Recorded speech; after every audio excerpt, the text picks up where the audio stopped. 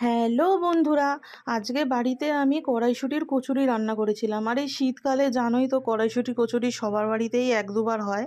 আমার বাড়িতেও এর আগে ময়দা দিয়ে করেছিলাম, আজকে আটা দিয়েই করেছি, কারণ ময়দা শরীরের জন্য উপকারী নয় তাই। তো চলো কিভাবে আমি বানাই সেটাই শেয়ার করছি। তো প্রথমে কড়াইশুঁটিগুলো আমি সিদ্ধ করেছি জলে, খুব বেশি সিদ্ধ না, হালকা সিদ্ধ, মানে একটু শক্ত থাকবে একটু নরম থাকবে এরকম করে সিদ্ধ করে জল ঝরিয়ে নিয়েছি।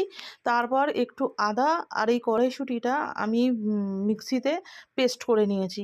একদম থিকি থিকি টাইপের পেস্টটা করতে হবে, একদম ঝোল টাইপের করলে হবে না। তারপরে আমি কড়াইতে সামান্য সর্ষের তেল দিয়েছি আর একটু জিরে দিয়েছি।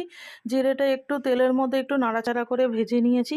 ভেজে নিয়ে এবার আমি কড়াইশুঁটির মানে পুর বানানোর জন্য ওই পেস্টটা দিয়ে দিলাম। সম্পূর্ণটা দিইনি, অল্পটাই মানে বেশিরভাগটা দিয়েছি।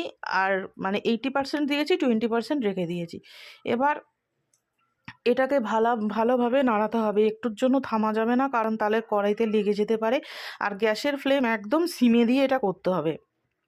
তারপর এর মধ্যে একটু দিয়েছি আমি বেসন, তারপরে নুন দিয়েছি। নুন আর বেসনটাকে এবার ভালো মতন করে মিশিয়ে নিতে হবে কড়াই মানে এই পুর বানানোর জন্য। আর এটা কিন্তু একদম শুকনো না হওয়া অবধি এটা নাড়াচাড়া করতেই হবে, না হলে কড়াইতে খুব বাজেভাবে আটকে যেতে পারে। তারপর এর মধ্যে হলুদ, জিরে, ধনে গুঁড়ো দিলাম, দিয়ে আবারও এটাকে ভালো মতন করে নাড়াতে হবে। নাড়াচাড়া করতে করতে যখন একদমই খুন্তির সঙ্গে আটকে যাবে এটা, তখনই মনে করতে হবে যে এটা একদম পারফেক্টভাবেই হয়ে গেছে, পুরটা রেডি। তারপর আমি কড়াই থেকে ভালো মতন করে সব তুলে নিয়েছি, তুলে এই পাত্রটায় রেখে দিয়েছি। এবার মানে কড়াইশুঁটির কচুরি বানানোর জন্য এখানে আটা নিয়েছি। আটার মধ্যে নুন, জোয়ান আর মৌরি নিয়ে এটাকে ভালো মতন করে প্রথমে হাত দিয়ে চটকে মানে মিশিয়ে নিতে হবে, যাতে চারিদিকে নুনটা থাকে।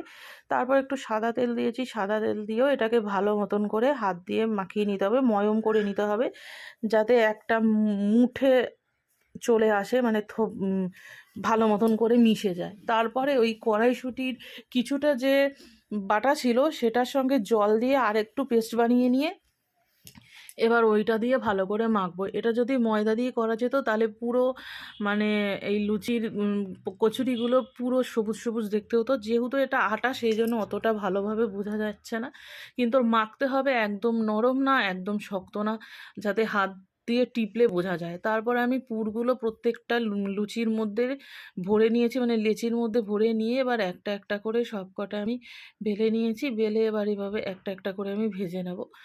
আর ফুলকো একদম ফুটবলের মতন সব আমার কচুরিগুলো ফুলে ফুলে উঠেছে, দেখতেই পাচ্ছ খুব সুন্দরভাবে। তো আমি এরকমভাবেই একটা একটা করে সব কটা কচুরি ভেজে নিচ্ছি।